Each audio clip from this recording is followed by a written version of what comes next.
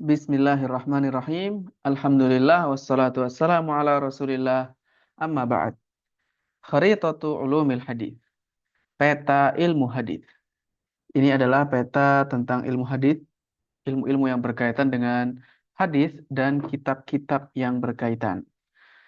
Nah, kita bisa lihat subjudulnya Abrazu Aqsami Ilmil Hadis wa ahammu kutubi. Macam-macam ilmu hadis yang besar-besar dan kitab-kitab yang paling utama di setiap bagian tersebut. Ada ilmu sanad dan ada ilmu matan. Ilmu sanad kemudian terbagi menjadi beberapa macam. Kemudian ilmu matan hadis ada dua kategori. Dalam satu halaman saja kita akan bahas, kita baca satu persatu. Dimulai dengan ilmu sanad. Ilmu sanad yang pertama adalah ilmu jarah wa ta'dil. Ini adalah ilmu yang membahas tentang ahwalur rijal, para perawi, min haitsu al-qabul warad, sifat-sifat para perawi hadis yang menjadikan riwayatnya bisa diterima atau ditolak. Dan ini yang menjadi acuan dalam hadis yang diterima atau ditolak. Lalu kemudian terbagi menjadi beberapa macam. Yang kedua adalah ilmu takhrijul hadis, yaitu istikhraju turuqil hadis, mencari jalurnya hadis, lalu kemudian mengkritisinya untuk sampai kepada hukum suatu hadis. Ada yang bentuknya adalah teori dan ada yang praktek.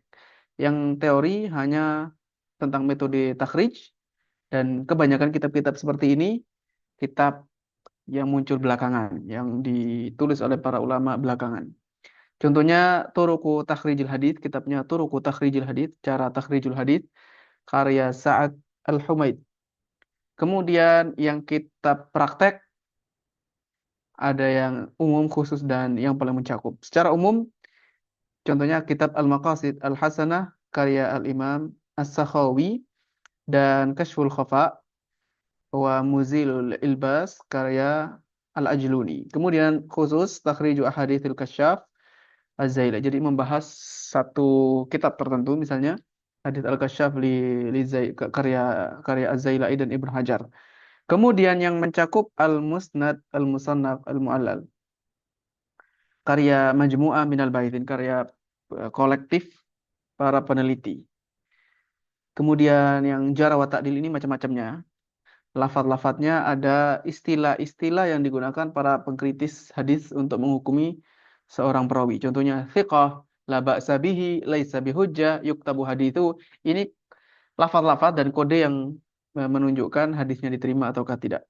Dan penjelasannya masing-masing, perinciannya ada di kitab mustalah hadis. Kemudian rijal, ada rijalul hadis. Rijal adalah para ulama hadis yang menyibukkan diri dengan mengkritisi para perawi. Di antaranya yang paling menonjol ulama yang pertama Syu'bah ibnu Hajjaj, Abdurrahman ibnu Mahdi, Yahya Al-Qattan, Yahya ibnu Ma'in, Ahmad bin Hanbal, Ali ibnu Al-Madini, Al-Imam Al-Bukhari, Abu Zur'a Ar-Razi, Abu Hatim Ar-Razi, An-Nasai, Abu Dawud. Semuanya ini para imam hadis dan mereka bertingkat-tingkat. Kemudian dalam ilmu jarh wa ta'dil ada kaidah-kaidahnya, yaitu kaidah yang disebutkan oleh para ulama untuk mengetahui sifat-sifat atau kondisi para perawi. Contohnya, ini kaidahnya, idza ta'aradal jarh wa ta'dil fama alladhi yuqaddam. Ketika bertentangan satu orang ini ada yang menjarah, ada yang mentakdil. Maka mana yang dikedepankan? Apakah jarah ataukah ta'dil? Nah, di sana ada kaidah dan ada perincian.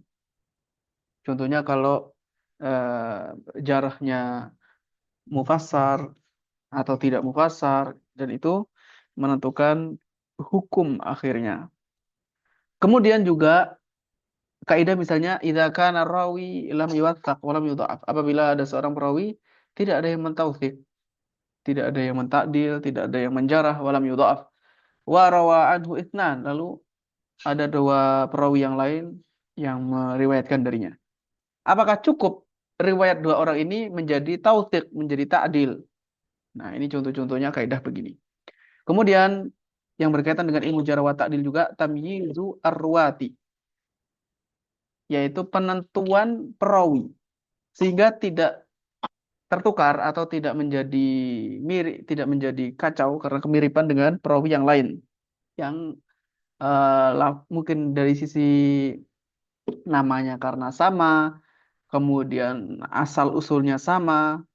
Contohnya arwatu ghairul mansubin, para perawi yang tidak ada nisbatnya kemana, atau hanya disebutkan gelarnya, tidak disebutkan namanya. Nah, ini bisa dilihat salah satu kitab yang membahas ini, Al-Kuna wal Asma, karya Imam Muslim. Kemudian juga Al-Isabah fi Tamyiz Sahabah, karya Ibnu Hajar. Berikutnya Naqdu Arwati, naqd mengkritisi para perawi. Apakah perawi ini thiqah ataukah tidak? Dan ini adalah jenis yang paling besar dan menjadi buah dari ilmu jarh wa ta'dil. Kitab yang membahas dua bentuk ini, ada yang mencakup perawi yang thiqah dan dhaif, baik secara umum membahas secara global kitab dalam hadis manapun. Contohnya At-Tarikhul Kabir karya Al-Imam Al-Bukhari dan Al-Jarh wa Ta'dil karya Ibnu Abi Hatim. Adapun yang khusus kitab tertentu, misalnya Tahdzibul Kamal karya Al-Mizzi, yang khusus membahas tentang para perawi kitab Kutubus Sittah. Kemudian yang khusus untuk perawi dalam hal thiqat saja atau du'afa, yang thiqat misalnya At-Thiqat karya Ibnu Hibban dan At-Thiqat lil Ijli. Kemudian Ad-Du'afa misalnya Al-Kamil karya Ibnu Adi, dan ini yang paling mencakup. Lalu kemudian ada Ad-Du'afaul Kabir karya Al-Uqaili. Selanjutnya ilmu sanad. Ya, ilmu sanad yaitu mustalah. Mustalah istilah yang digunakan para ulama hadis yang mereka gunakan untuk menyebut kondisi riwayat. Disebut dengan ulumul hadis. Kitab yang paling terdahulu, yang paling muncul awal-awal, Ma'rifatu Ulumil Hadis karya Imam Hakim. Kemudian kitab yang paling banyak dipelajari dan disyarah oleh para ulama adalah Muqaddimah Ibnu Salah.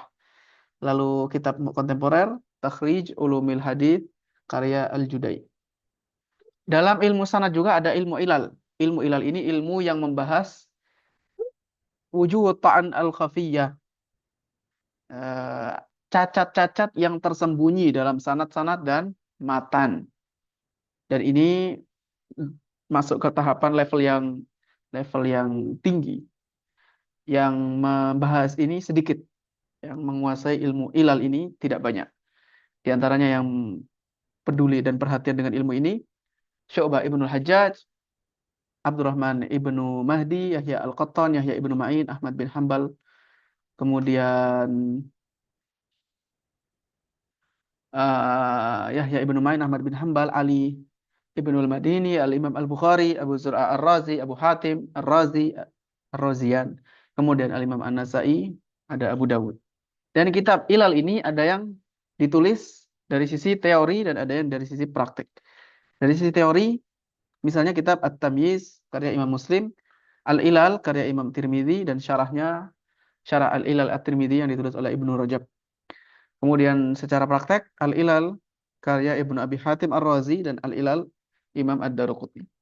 Kemudian dari sisi as-saqat wal ittisal, ilmu as-saqat wal ittisal, ilmu yang membahas kondisi sanad yang tersambung atau yang terputus, yang disebut juga dengan kitab-kitab mursal, al-marasil. Contohnya al-marasil karya Ibnu Abi Hatim, kemudian Tuhfatut Tahsil karya Ibnul Iraqi. Lalu Manahijul Muhadditsin, metode para ulama hadis. Ini adalah ilmu yang membahas cara atau metode yang digunakan para penulis dalam sunnah nabawiyah. Misalnya syarat yang digunakan oleh Bukhari dan Muslim dalam hadisnya. Atau metode Imam Bukhari dalam Jarh wa Ta'dil. Ini biasanya terdapat dalam kitab-kitab hadis secara umum. Adapun kitab secara khusus, misalnya syarat Al-A'immah Al-Khamsah, Imam 5, syarat-syaratnya karya Al-Imam Al-Hazimi. Dan kitab yang ditulis oleh para ulama mu'asirin, Manahijul Muhadditsin karya Sa'ad Al-Humayyid. Selanjutnya adalah ilmu matan. Ada yang membahas matan saja, baik matan yang musnad atau tidak musnad. Matan musnad yang sampai kepada Rasulullah SAW, misalnya Sahih Bukhari dan Sahih Muslim. Lalu ada yang mensyaratkan hadis yang sahih saja, Sahih Bukhari dan Muslim, Sahih Ibnu Khuzaimah.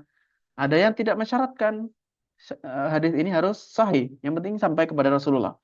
Misalnya Musnad Imam Ahmad, eh, Sunan Abu Dawud, Sunan At-Tirmidzi. Kemudian dari sisi penggabungan, ada yang disusun musnad, yang diurutkan berdasarkan urutan para sahabat. Misalnya Musnad Imam Ahmad.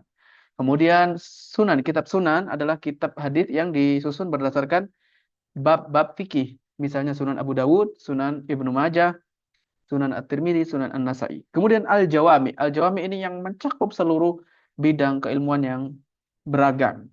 Misalnya Sahih Bukhari. Kemudian ada Mustakhraj. Mustakhraj adalah kitab yang penulisnya meriwayatkan hadis kitab tertentu dari sanadnya, dari sanad dia yang menulis ini, bukan dari sanad kitab. Dan biasanya terkadang ada juga tambahan. Contohnya Mustakhraj Al-Ismaili, kemudian Abu Nuaim ala Sahihil Bukhari, mustakhrajnya Sahih Bukhari. Wa Mustakhraj Abu Awana ala Sahih Muslim. Jadi menggunakan jalurnya penulis ini. Nah, bukan menggunakan sanad kitab Sahih Muslimnya atau Sahih Bukharinya.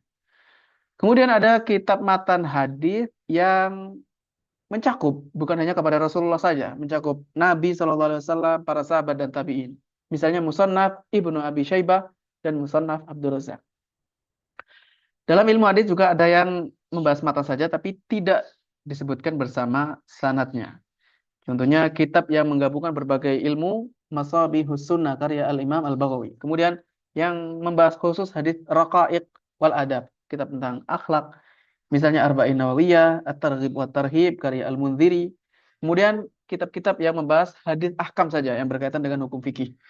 Misalnya Al-Muntaqa karya Al-Majid. Al-Majid ya, Majiduddin Ibnu Taimiyah, kakeknya Syekhul Islam Ibnu Taimiyah. Di antaranya juga Umdatul Ahkam karya Al-Maqdisi, kemudian Bulughul Maram karya Ibnu Hajar. Ada yang membahas dari sisi matan bersama syarahnya yang disebut juga dengan fiqhus sunnah, syarah hadis.